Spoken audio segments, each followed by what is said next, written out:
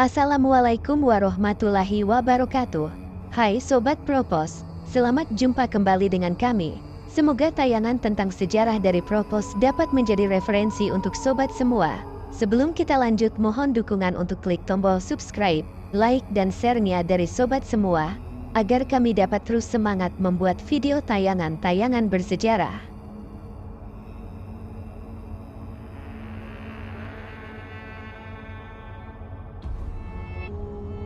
Sejarah pemakaman. Pemakaman orang yang sudah meninggal dunia adalah tindakan menempatkan jenazah orang yang meninggal di dalam makam yang dibangun untuk tujuan tersebut atau di dalam kuburan yang digali ke dalam tanah. Penggalian arkeologi telah mengungkap kuburan Neanderthal yang berumur 130.000 tahun, menandai penguburan sebagai salah satu aktivitas manusia paling awal. Barang-barang kuburan bersama jenazah menunjukkan penguburan yang layak terkait dengan kehidupan setelah kematian. Dalam budaya seperti Mesopotamia, makam dan kuburan diukir di dalam tanah dengan harapan jiwa seseorang yang dikuburkan akan lebih mudah mencapai akhirat yang dianggap ada di bawah tanah. Kuburan dalam budaya dunia kuno biasanya ditandai dengan sebuah batu yang memuat rupa dan nama orang tersebut, atau dengan makam yang rumit, seperti piramida Mesir atau makam Tholos di Yunani, atau dolmen batu megalitik, kuburan lorong, dan piramida dari batu kasar, seperti yang ditemukan di Skotlandia dan Irlandia. Apapun jenis kuburan atau makam yang dibangun, pentingnya penguburan orang mati yang benar ditekankan oleh setiap kebudayaan kuno dan ritual yang menyertai penguburan, termasuk yang paling rumit dan signifikan dalam banyak kebudayaan kuno. Pemakaman orang mati di dalam tanah telah ditelusuri kembali ke peradaban lebih dari 100.000 tahun, sebagaimana dibuktikan dengan makam Kafseh di Israel, sebuah makam kelompok yang terdiri dari 15 orang yang dikuburkan di dalam gua bersama dengan peralatan dan artefak ritual lainnya.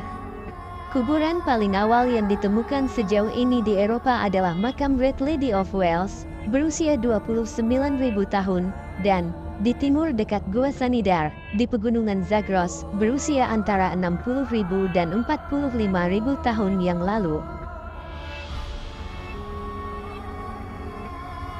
Praktek pemakaman di Mesopotamia. Pemakaman di Mesopotamia dengan barang-barang kuburan yang dapat dikenali dimulai pada masa 5000 sebelum Masehi. Di Sumeria kuno, di mana makanan dan peralatan dikuburkan bersama orang mati. Menurut sejarawan Will Durant, bangsa Sumeria percaya pada kehidupan setelah kematian. Namun seperti bangsa Yunani, mereka menggambarkan dunia lain sebagai tempat tinggal yang gelap dan bayang-bayang yang menyedihkan, di mana semua orang mati turun tanpa pandang bulu, dan bahwa tanah orang mati adalah di bawah tanah. Oleh karena itu, tampaknya kuburan dibangun di dalam tanah untuk memberikan akses yang lebih mudah bagi orang yang meninggal ke dunia akhirat. Di seluruh Mesopotamia, mereka yang bukan anggota keluarga kerajaan dikuburkan di bawah atau di samping rumah keluarga agar makam tersebut dapat dirawat secara rutin. Menurut kepercayaan mereka bahwa jika seseorang tidak dikuburkan dengan benar, mereka dapat kembali sebagai hantu dan menghantui orang yang masih hidup. Hantu di Mesopotamia kuno dipahami hanya sebagai salah satu aspek kehidupan dan penampakannya, meskipun seringkali hal yang tidak diinginkan dianggap menghantui karena alasan tertentu. Hal yang menghantui ini bisa berbentuk cerita atau film hantu populer, di mana roh yang tidak berwujud menyebabkan masalah di rumah, atau yang lebih serius, sebagai suatu bentuk kerasukan, di mana roh tersebut masuk ke dalam individu melalui telinga dan mendatangkan malapetaka pada kehidupan pribadi seseorang dan kesehatan. Apapun kasusnya, salah satu penyebab paling umum kembalinya orang mati adalah penguburan yang tidak tepat. Kremasi jarang dilakukan di seluruh Mesopotamia karena kelangkaan kayu. Namun meskipun bahan bakar untuk api tersedia, masyarakat Mesopotamia percaya bahwa tempat yang tepat untuk arwah orang mati adalah di akhirat, tempat Dewi Ereshkigal, dan bukan di alam dewa. Jika seseorang dikremasi, diperkirakan jiwanya akan naik ke angkasa menuju rumah para dewa dan, sebagai jiwa manusia, tidak akan betah di sana. Jauh lebih pantas jika jiwa seseorang turun ke dunia bawah bersama jiwa manusia lainnya. Di Sumeria kuno, seperti di Babilonia, kurang lebih sepanjang sejarah Mesopotamia, menurut sejarawan Durant, diyakini bahwa orang mati pergi ke alam yang gelap dan remang-remang di dalam perut bumi, dan tak satu pun dari mereka melihat cahaya lagi. Di Babilonia, orang mati dikuburkan di brankas, meskipun seperti yang dicatat Duren, yaitu beberapa dikremasi dan jenazahnya disimpan dalam guci, mayatnya tidak dibalsam. Namun para pelayat profesional mencuci dan mengharumkannya, membalutnya dengan rapi, mengecat pipinya, menggelapkan kelopak matanya, memasangkan cincin di jari-jarinya, dan memberinya linen ganti. Proses penguburan ini akan dikembangkan lebih lanjut oleh orang Mesir, meskipun apakah praktik mereka berasal dari Mesopotamia atau dikembangkan secara mandiri, ini masih diperdebatkan. Pemakaman di Mesir. Di Mesir, orang mati juga dikuburkan di bawah tanah dan yang terkenal adalah di piramida. Duren menulis, piramida adalah makam yang secara garis keturunan diturunkan dari gundukan kuburan paling primitif. Rupanya Fir'aun percaya, seperti orang biasa di antara bangsanya, bahwa setiap makhluk hidup dihuni oleh roh, yang tidak perlu mati bersama nafas. Piramida, berdasarkan ketinggiannya, bentuk dan posisinya, mencari stabilitas sebagai sarana untuk menjaga stabilitas keabadian. Namun bagi kebanyakan orang Mesir, kuburan di dalam tanah adalah tempat peristirahatan terakhir yang biasa mereka lakukan.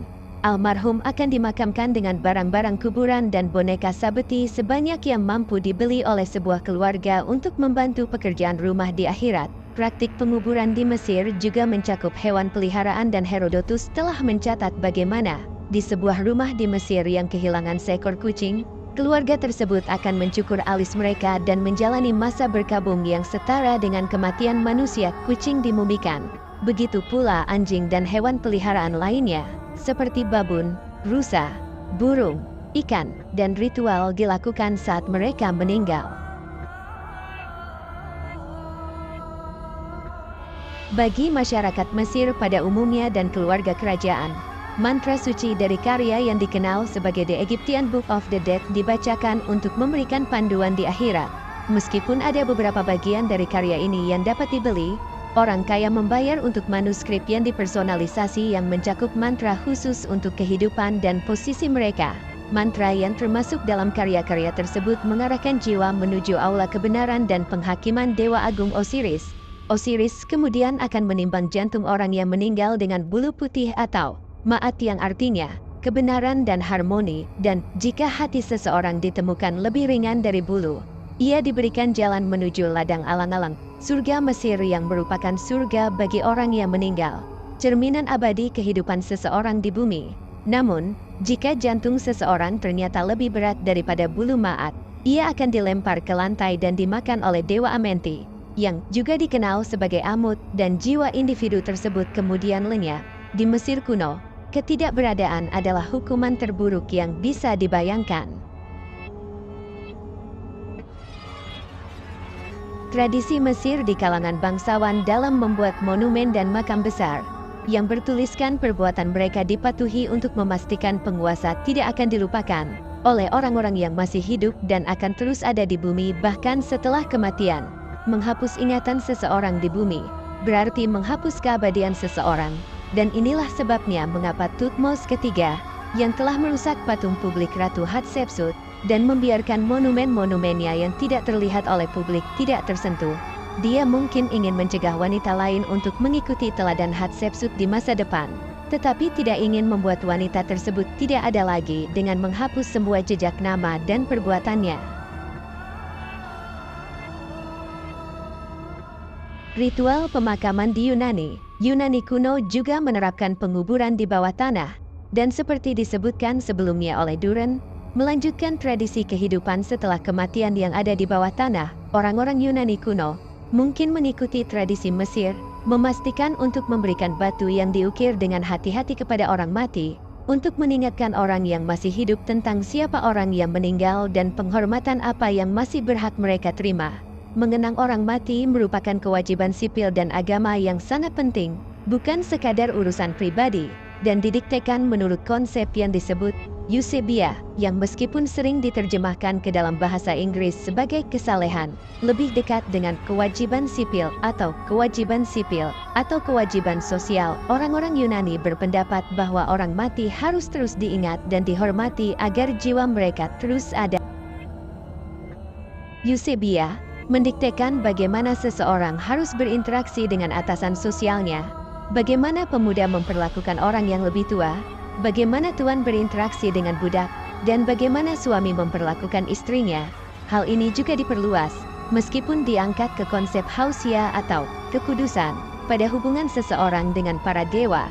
Negara-negara kota Yunani yang berbeda-beda menjalankan upacara penguburan mereka masing-masing, tetapi satu aspek yang sama-sama mereka miliki adalah ingatan terus-menerus terhadap orang mati, dan khususnya, nama mereka. Anak laki-laki diberi nama berdasarkan ayah dari ayah mereka dan anak perempuan diberi nama dari ibu mereka untuk melestarikan ingatan individu tersebut. Sebagai contoh, putra Aristoteles, Nicomachus, diberi nama berdasarkan ayah Aristoteles.